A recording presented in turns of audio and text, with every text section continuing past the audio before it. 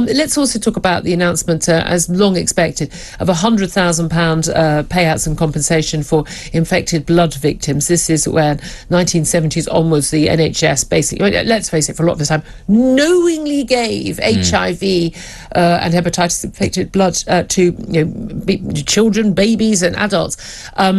This is the worst treatment disaster in the NHS's history that we know of. Let's wait for the next one, guys. 4,000 victims who suffer from hepatitis or HIV would get the compensation, including those who lost children, but not the children of victims who... there's one woman I've seen on the television, she lost both her parents in a year because they were infected.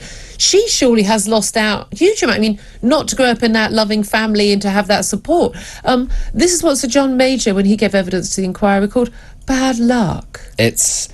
I mean, the problem is you don't want to be throwing taxpayers' money at every single problem because the NHS messes up, but it doesn't feel like enough, actually. And well, there's going to be more, apparently. Of course, there is going to be more, and the fact that it's so long ago, that this was going on for so long, and that we're only now, as you say, people have died. A lot of people who would have been entitled to compensation will never get any of it. And bad luck, I suppose, as Sir John Major called it. Good luck for the people doing the payment. That blood poisoning is something that kills people, and therefore there aren't that many victims. I do just find it extraordinary that this was allowed to happen, and that the moment it was discovered, hold on a minute, that we're getting blood from America, this Factor 8 that was coming from drug users and people in prison who are being paid for their blood and hasn't actually been tested for HIV and hepatitis. And well, you know what, let's keep it quiet, let's just carry on doing it.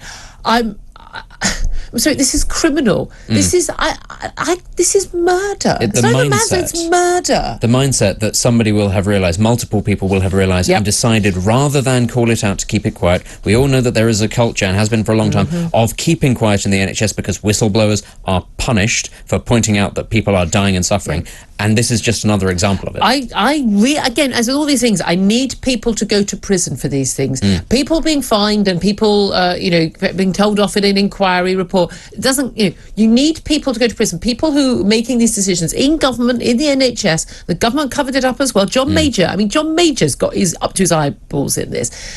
The fact that they didn't actually take action. We need, if there isn't a law for which they can be punished, then there should be. Yeah. The state is responsible for the deaths of people, for poisoning people, and isn't taking the required responsibility for it. Yeah, exactly. And it thinks that a small amount of compensation now, many years after the fact, is enough. It shouldn't be. It's not.